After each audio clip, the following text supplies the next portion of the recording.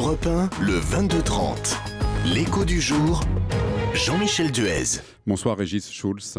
Bonsoir. Vous êtes le directeur général du groupe Darty et vous êtes entré en fonction il y a maintenant bientôt 2 mois avec comme feuille de route relancer l'entreprise dont le chiffre d'affaires et le résultat opérationnel sont en baisse. Alors vous avez lancé depuis votre arrivée un plan d'action et tout d'abord vous voulez dynamiser le commerce. Alors qu'est-ce que ça veut dire concrètement dynamiser le commerce ?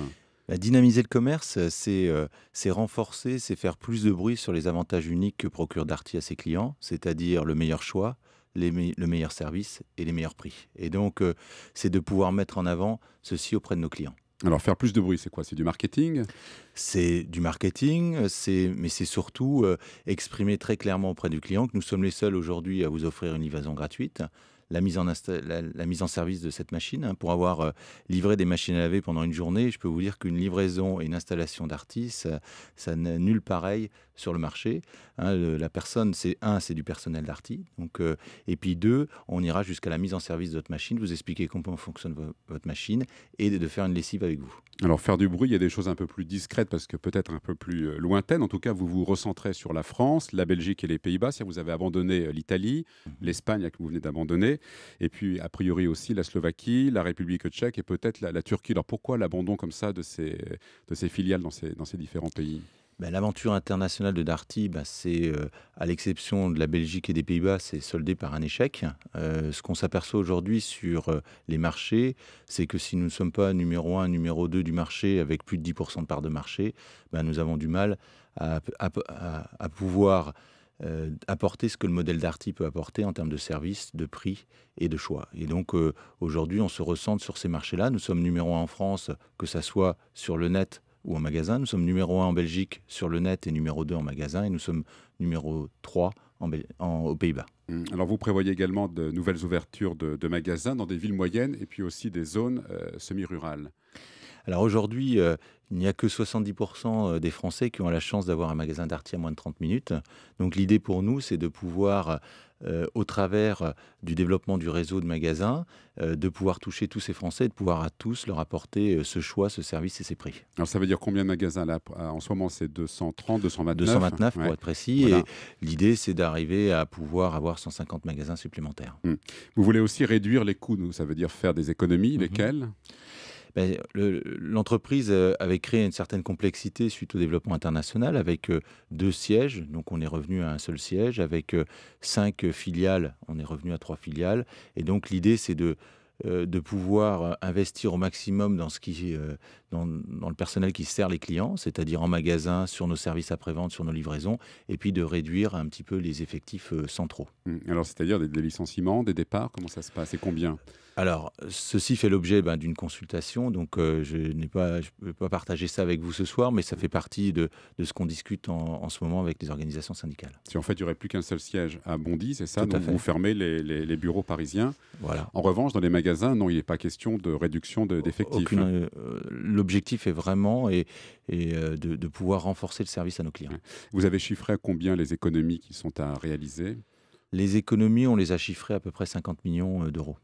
Vous allez vendre des actifs immobiliers, ça c'est quelque chose qui est prévu ? Alors, on a revu, ça fait l'objet d'un certain nombre de débats. Aujourd'hui, nous ne vendons pas nos actifs immobiliers que nous exploitons. Nous vendons uniquement, donc, parce qu'il nous a paru important de pouvoir être propriétaire de nos magasins dans des métiers difficiles avec des marges faibles. Ça nous permet de nous assurer que nous pouvons toujours offrir le meilleur prix à nos clients.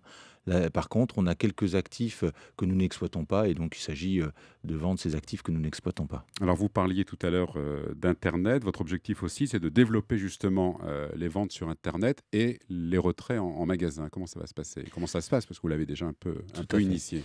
L'idée, c'est de pouvoir faciliter l'achat du client, qu'il soit sur Internet ou en magasin. Et l'idée, c'est de pouvoir lui donner des places de parking. Et c'est aussi de pouvoir avoir un retrait facilité en magasin au travers de consignes dans lesquelles le client pourra récupérer directement son produit sans avoir à faire aucune queue. C'est le drive finalement dans lequel se sont lancés Auchan, Leclerc, etc. Non? C'est une forme, simplement. Alors, on a mis sur 3 magasins des drives aussi, donc on peut. L'idée, c'est vraiment de trouver tous les moyens qui font que le client retrouve. Et je dirais qu'Internet a amené une exigence forte du client en termes de vitesse, en termes de réactivité. Donc, l'idée, c'est de faciliter au maximum l'achat du client. Et quelle est la part de chiffre d'affaires actuellement des ventes sur Internet et quel est votre objectif? Aujourd'hui, c'est 14% de nos ventes sont faites sur Internet.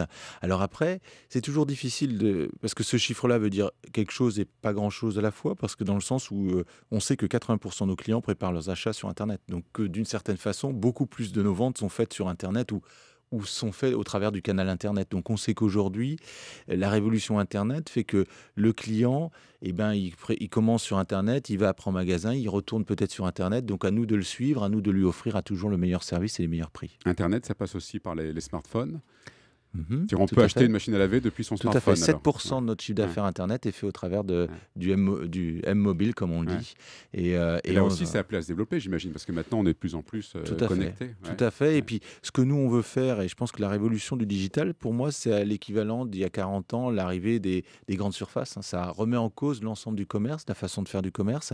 Et ce qu'on veut aussi, c'est apporter cette modernité dans nos magasins et équiper nos vendeurs de tablettes qui leur permettront de récupérer votre panier, de récupérer votre historique d'achat et de vente et de pouvoir accompagner et que la vente soit une seule, c'est-à-dire que vous soyez sur votre canapé, que vous soyez sur votre téléphone dans le métro ou que vous soyez en magasin, vous retrouviez le même univers, la même capacité à comparer les prix. On ouvrira un Wi-Fi professionnel à nos clients qui permettront de comparer en magasin ou chez vous les prix et de toujours s'assurer que nous avons les meilleurs prix sur le marché. Alors, puisque vous parlez de révolution, la grande distribution est en train d'en vivre une en ce moment et elle est obligée de proposer de plus en plus de services. Il faut développer effectivement l'aspect serviciel, on va dire. Vous, ça passe par quoi?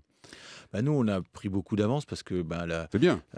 Darty a toujours, a toujours été innovateur et sur les services. Nous, c'est les services, que ça soit la livraison, mais aussi l'assistance 7 jours sur 7, 24 heures sur 24. On ne le sait pas suffisamment, mais nous avons 3000 personnes qui s'occupent d'assister nos clients, que ça soit au travers d'interventions à domicile, que ça soit au travers du téléphone. 80% des résolutions sur des problèmes d'ordinateur, de smartphone sont faits par téléphone, où on a une équipe de 50 personnes à Bercy qui répond 7 jours sur 7, 24 heures sur 24 à vos problèmes et qui peut prendre la main sur votre ordinateur parce que la plupart des problèmes sont simplement du nettoyage logiciel et donc prend la main et puis derrière vous règle votre problème. Il y a aussi le projet de créer un service premium pour les livraisons notamment. Tout à fait. Ça s'organise comment ça? Alors l'idée, c'est de pouvoir vous offrir une livraison plus rapide. Donc sur Paris, on est capable de vous livrer si vous êtes passé avant 15 heures le soir même ou le lendemain matin, avec un créneau défini, c'est-à-dire avec un créneau soit tôt le matin, soit tard le soir. Donc c'est un service payant, ça. Ça, c'est un service payant dans le sens où, pour nous, c'est un supplément de coût. Donc on offre bien évidemment pour ceux qui le veulent, et c'est un petit peu la différenciation qu'on essaie d'apporter. Le client qui veut être livré gratuitement sera toujours livré gratuitement. Et puis le client qui veut avoir une livraison plus rapide ou sur des créneaux plus compliqués, dans ce cas-là, on appliquera un petit premium. Alors, il y a eu des rumeurs de vente au printemps. En l'occurrence, le fonds américain qui possède environ 25% du capital, on disait qu'il allait revendre ses parts. Ça a été démenti. Maintenant, c'est complètement abandonné. Vous confirmez le démenti? Je confirme. Confirme. Vous êtes un redresseur de société, en quelque sorte. Vous étiez encore chez But il n'y a pas si longtemps, avec aussi cet objectif de relancer la machine. Je suis surtout un amoureux du commerce, un amoureux des magasins. Et puis, il n'y a pas plus de plaisir que je prends à être en magasin, à être au contact des clients. Et ce que j'essaye de faire, c'est de mettre le client au centre de l'entreprise. Mais c'est un challenge à chaque fois. Ah oui. Mais ça aussi, j'aime. Il faut le réussir. C'est plus difficile? Je ne sais pas si c'est plus difficile. Je pense que c'est intéressant. Et puis la marque Darty est une telle marque et puis une entreprise avec un tel savoir-faire et avec des gens assez extraordinaires. Donc c'est un tel plaisir d'être à la tête de cette entreprise. Vous êtes donné combien de temps pour remonter le Darty? Je ne me donne pas de temps. Je pense que c'est les actionnaires qui donnent du temps. Bon, et alors? En l'occurrence, ils sont plutôt souples ou... Je dirais qu'ils participent à la stratégie et qui aujourd'hui supportent le plan qui est mis en place et sont derrière le management. Donc c'est très agréable. Merci Régis Schulz, donc directeur général du groupe Darty. Vous pouvez retrouver cette interview sur le site internet d'Europe 1, europe1.fr. Merci beaucoup.